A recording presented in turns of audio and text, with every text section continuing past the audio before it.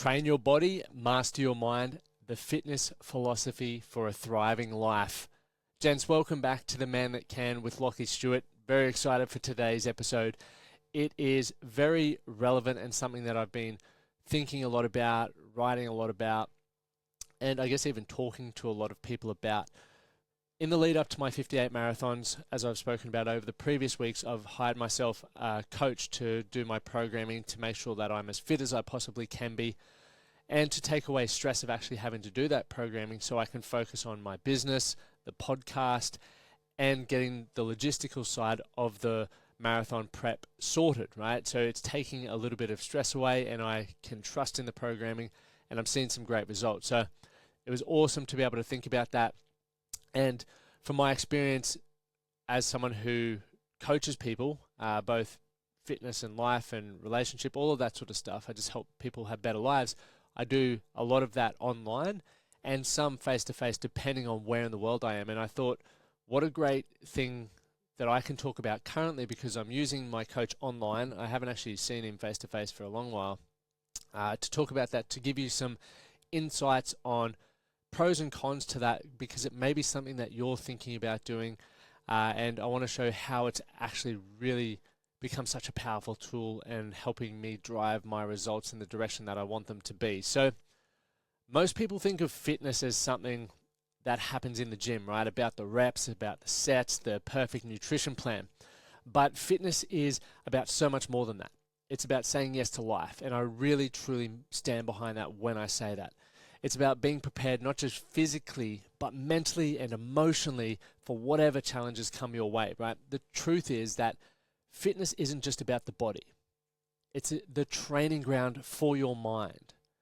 Over the years, I have come to realize that what happens in the gym is really mirroring what happens in my own life. The discipline, the consistency, the resilience that you build with every workout translates directly into how you handle relationships, work, and your personal setbacks. And that's where online fitness coaching comes in, and it gives you the tools to build that foundation no matter where you are. So let's say you may follow someone online. You may even follow me. And you don't live in Brisbane, so you don't have access to working face-to-face with me. Or you don't live in Nashville, you don't have access to working face-to-face with me. But you would love to try.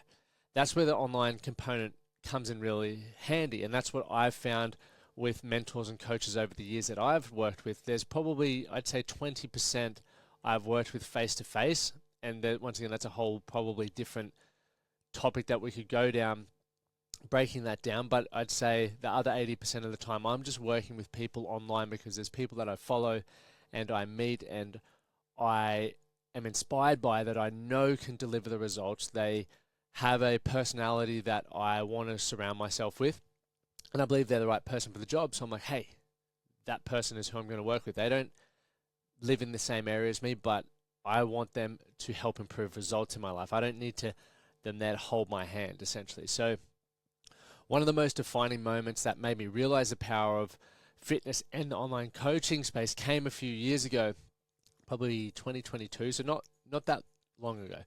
And I was asked to join a Spartan race. And for those of you who don't know what a Spartan race is, it's essentially like an obstacle course race. The one that I did was on the Gold Coast hinterland, someone's property. It was incredible, great fun. But I said yes, and I hadn't specifically trained for it. But I'd maintained a solid base of fitness, and it ended up being one of the most exhilarating and exciting experiences that I'd had. You know, a mix of physical challenges, the social connection, and the mental grit. And that race reminded me that fitness is about keeping those doors open, right? A lot of people do these yo-yo things where they'll do a 6-week challenge or a 12-week challenge, and then they'll go back to where they were prior, which is what they were trying to get away from in the first place. So for me, keeping those doors open means raising the standards so that I can be fit and healthy in order to achieve that. So it's not just about looking good or hitting personal records. It's about having the confidence and the capacity to take on whatever life throws your way. And if I hadn't been physically prepared for that, I would have missed out on that adventure. You know, I would have had to say no because I'm like, oh, I probably should train for that, or I'm not ready for that. I don't think I can do that. But I was in the position to say yes. And that's a philosophy that I bring into my coaching. We train for life, not just the gym. So the gym is one piece of the puzzle. And Some of you listening, you're very confident in the gym. Some of you, aren't so confident, but you make the effort and you get in there.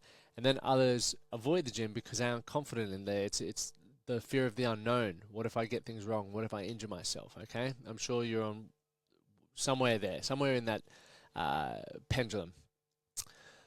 But it's 1 hour of your day, right? So the 1 hour of your day. But to truly thrive, you need to look at the entire picture. And so that's when, if you're sitting out of the gym, the entire picture could mean, hey, I want to be able to run around with my kids, or I want to be able to say yes to experiences that I'm currently saying no to. And what is in the way of that is me getting in the gym and getting my fitness sorted. And so to be able to truly thrive, you need to look at that picture, right? How do you manage your stress? How do you manage your sleep and maximize your sleep and your recovery? These things matter just as much, if not more, than the time you spend lifting weights. Now, I often tell clients, and I tell myself actually, you have to earn the right to train hard. This means managing your stress, making sleep a priority. Training is where we build the strength and fitness, but recovery is where the real growth happens. Without it, burnout is probably inevitable. And I know some of you may be thinking, why the hell are you doing the 58 marathons? We're going to talk about that soon. I'm going to share insights and perspectives and thoughts that I've gone through around what we're talking about here. But right now, I'm training for one of the biggest challenges of my life, which is 58 marathons in 58 consecutive days across 58 states. So we're doing all 50 states of America, starting in Alaska, and then we're doing all 8 states and territories of Australia. It's not just the physical distance that's daunting, it's the logistics, the unpredictability of the weather, and the challenge of being away from my wife for nearly 2 months. Right, this journey is going to test me in more ways that I can't even predict. That's why you got to follow my Instagram and YouTube for the daily updates when that's happening. But the beauty of fitness is this. It forces you to face discomfort head on, whether it's running in the snow or dealing with the exhaustion. These challenges build mental resilience and also put you in a position to have to solve problems or quit. And if you're someone who doesn't want to quit, the only other option is solve the bloody problem. And if you can do that through fitness, which in my opinion is chosen adversity, you will then put yourself in a position in life to be able to go, hey, I don't want to quit this. I don't want to quit trying to make money. I don't want to quit on this relationship. How do I solve the problems that are in front of me? And you're going to build some incredible mental resilience from this. And once you've trained your mind to push through those moments, you realize the same discipline applies to every single area of your life. Right? Fitness, for a lot of people, is quite often seen as a solo pursuit. But community plays a crucial role in long-term success. So that's why I host quarterly workshops and in-person catch-ups with some of my online clients. We want to get them together. We have a space, which is the Man That Can community, where people connect and we link them up and we have weekly check-ins, etc. And it's because it's more than just the workouts, right? I want to provide the opportunity for reflection, to reset if you've fallen off the wagon, to reconnect with what really matters. And a lot of people don't take time to do that. And that's what I believe is, really helped me with not only my physical success, but my success in life in general. I've seen the power of the gatherings firsthand. And I know some of you have been to the events and you've experienced it too, but I know that clients walk away feeling refreshed, they feel refocused and ready to take on the next quarter with renewed energy. I still remember, we ran one at, it used to be called the Flying Cock, which was a nightclub here in Brisbane, just on Lachlan Street. And we ran one and a bloke came for the very first time. And when he walked out the next day, he sent me a message and he's like, man, I wasn't quite sure why I was going or what I was getting myself into, but having the opportunity to listen to other people and to talk about some of the things going on in my life, I walked out feeling like a huge weight had lifted and I was energized in a way that I haven't felt for a long time. And to me, that is so important because when you feel like you have more energy, your mood's better.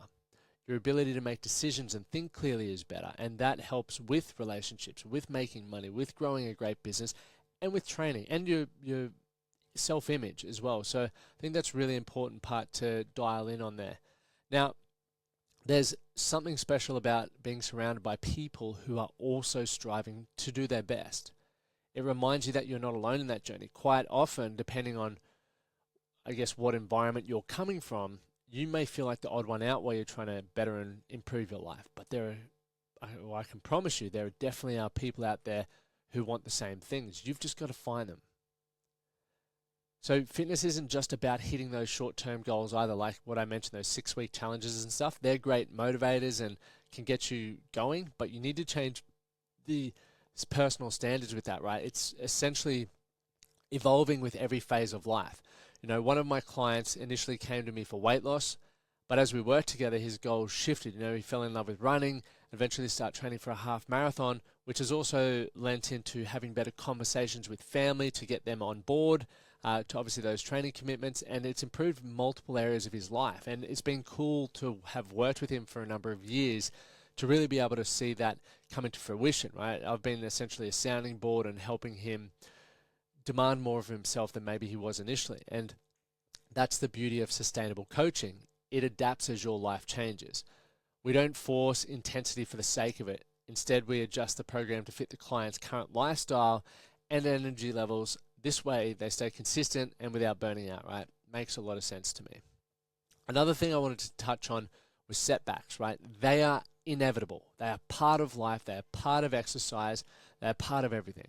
You can't just constantly be moving forward on a brilliant upward trajectory. So one of my clients recently hit a rough patch, and when I'm saying recent, this would be within the last 18 months. And his work schedule became super overwhelming, late nights, early mornings, and he felt guilty for not giving 100% in his sessions. I could see he was, fatigued and tired, but instead of pushing harder, we had a conversation. We found out what was going on, what obviously was the most important priority to get him back to performing at the level that he knew he could perform at. And we modified the intensity to match that. And there was nothing wrong with that. That's just navigating the seasons of life. Now, sometimes progress is not about doing more. It's about doing what's manageable in the moment. And as I said, once his schedule eased up, he was able to bounce back without losing momentum. So it's all about that energy balance. Now, personally, coaching has taught me that it's okay to ask for help. I used to, and look, I'm not going to dive into this too much, but there is definitely a fine line between constantly asking for help without thinking about things or being proactive, and the flip side of that is like not asking for help at all. And I think that's a dance. Like, I watch a lot of people who just don't think for themselves and aren't proactive, don't take any initiative to start trying to grow and understand things. They're constantly trying to get help and have someone do it for them, as opposed to the individual probably where I was, where I wanted to figure out everything myself. I had too much of an ego to ask for help, whereas now I've found this fine balance. And I guess I'm sure probably some of you are thinking, what's that fine balance? For me, I think about taking responsibility. So I set a time frame. There are a lot of things that I know I can do, but I'm probably too lazy. I was sending a message to, I can't remember the message. I was sending one yesterday, and all I had to do was Google, because I knew it was on Google. But I literally wrote the message out, and because I was preparing for this podcast, it was front of mind. I was writing this message back because I just wanted them to send it to me. I was too lazy when all I had to do was jump on Google, and I could have found the exact thing they were going to send me. And I didn't push send. I was like, don't be lazy. Like, there's a difference between needing help and just being a lazy bastard. So you're gonna experience that, because I think when you find that balance between not asking for help too soon and really seeking to understand and improve your skill sets, you're not going to have to constantly keep asking for help. You're going to start going, hey man, I got this. I got that. I understand this. I understand that. And that's what's going to help you know that you've got that balance right. But if you're not able to make progress in your life because you're constantly having to ask for help, then maybe you need to not ask for help as much around specific things once again, and go, hey, what can I do in this moment to teach myself something or to challenge the way that I think, so I'm expanding my mind, I'm expanding what I think I'm capable of. And that to me, I guess, would be a little bit of a dance that you guys need to figure out, right? Something to think about it. So through asking for help, it's why I got a coach for my marathon training for this running. Like, could have very well coached myself, but it's a relief for me personally at this moment not having to think about programming. And to be fair, Dean is an incredible coach. Like, my the results that I'm seeing, I don't think I would have given myself results that good because I would have been pushing a little bit too hard. So having that third party that's moderating my life, like looking at it from the bird's eye to go, hey, you too much output here, too much travel. Let's look at this here. We're trying to get you to the 58 marathons as fit and as strong as possible. Let's just focus on that. Whereas for me, I would have been like, this is what I've programmed. I don't have time to modify it. Therefore, I'm not modifying it. Let's get it done. So that's where, once again, you may not be in the position where you feel like you need a coach, but it may be beneficial to the big picture. So that's something to think about, because, I'm just so focused now on the execution of the programming rather than thinking about it and putting it all into place and doing all that sort of stuff. And then I talk with my coach, give him feedback, and we modify as we go. So that's really cool. Another thing that really helps with that, and I do this a lot with my clients, and you can see who are watching on YouTube, I've got the Apple Ultra on one hand and the Whoop on the other hand. Now, wearable technology has transformed the way that I coach and track progress, not only for myself, but for my clients. I use Whoop data to monitor sleep, heart rate variability, and recovery. And this information allows me to make smarter decisions around programming, whether to push harder or dial back. And it's very personalized to the individual who's working it, rather than just going, I don't feel it today. It's like, okay, well, let's have a look at your training load, how your body's adapting, whether it's, showing dramatic signs of fatigue or whether it's just like you don't feel like doing it today, which is a common one for a lot of people. But one time a client's data revealed that several nights of poor sleep, we had several nights of poor sleep, and instead of forcing a high-intensity session that we had, I dug a bit deeper and, we went for a walk and a coffee and discovered personal stresses that were causing those sleepless nights. And once we sort of put him on the path to addressing those root issues, his sleep performance improved, and he was able to double back down on his training again. So that's the beauty of, I guess, wearables and tracking these things, because it's very easy when I don't have the data for someone to say, yeah, I'm sleeping all right. And like all right for them might be 4 hours. And then we do high intensity sessions. They go to a big day of work, or they're stressed about other things, and their body is just slowly moving towards burnout. And we don't want that. And I'm sure you don't want that as well.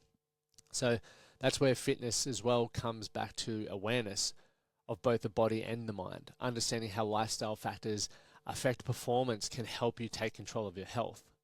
Now, potentially with the wearables, I know fitness industries always see trends. It's happened for as long as I've been part of the industry, but the fundamentals will never change. Strength training, conditioning, and smart recovery will continue to deliver results. All the training that I personally do is just basic, boring stuff that I know I can consistently do and I can track well, and it's moving me towards my goals. The key is keeping it simple and using the data to guide your progress, and of course, have some bloody fun with it. So, in the next few years, I believe the fitness coaching will continue to revolve around accountability and results, because a lot more people are looking for that. They want results. That's what we're paying for. People won't pay for services they don't use. They want to see real progress. And I'm burping. I just had a gnarly lunch. And they need coaches who can help them get there, right? And that's what I've based my whole business around is, obviously working with people I'd love to have a beer with, but really focusing on building the great relationships, learning more about their life than just their fitness goals, and working in a coinciding way to deliver the results, because that's what I'm getting paid for ultimately. So, where are we? Let's wrap this up. So at its core, fitness is about more than just physical health, as we've just said, right? It's our way of showing self-respect. You always want to respect yourself. When you take care of your body, you're saying that you matter, right? You can't pour from an empty cup. We always hear it. And taking care of yourself allows you to show up fully in the other areas of your life, right? Fitness builds confidence, mental clarity, and emotional resilience. It's not just about looking good. It's about being prepared for whatever life throws your way. So for me personally, online fitness coaching and just online coaching in general is brilliant. It gives you the flexibility, it gives you the accountability and the support to thrive no matter where you are. You just have to do what is required of you. You can't blame it on anyone else. You have to put in the work, gain the feedback, and modify where it's needed to deliver the outcomes that you want. So if you're ready to take back control of your fitness and build a life that you love, I'm here to help. All you got to do is slide into my DMs on Instagram and we'll jump on a quick call and have a bit of a yarn. Now, I haven't taken on any new fitness coaching clients, and I want to share this with you, actually. I haven't taken on any new fitness coaching clients for about 3 years because I was fully booked from that. And then obviously we run the academy and workshops, so that's where I choose to allocate my time. And then I'm working with corporates around business and leadership, etc. So with the fitness, I just haven't had space open up. I have had space open up, and I think it's more around what I'm interested in at the moment because I'm spending so much time running and looking into my health that I am very in tune with delivering results in that space. Whereas for me, working with, let's say lifestyle coaching, it's challenging when I'm so focused down a rabbit hole of, I would say my lifestyle isn't very balanced. It's just like all in on the fitness at the moment. So I feel like I can add more value there, and it's a lot easier for me to manage because I'm learning it a lot easier. It's so much easier for me to talk about because it's constantly in front of my face, and I do have a few more spaces there. So if you feel like that's something you're interested in having a yarn about, like I said, head to my website, The Man That Can Project. You can see an inquiry link there, or you can just drop into my DMs on Instagram, Lachlan Stuart. Thank you guys for tuning in. My name's Lachlan Stuart. As always, do something today to be better for tomorrow. We'll see you next week.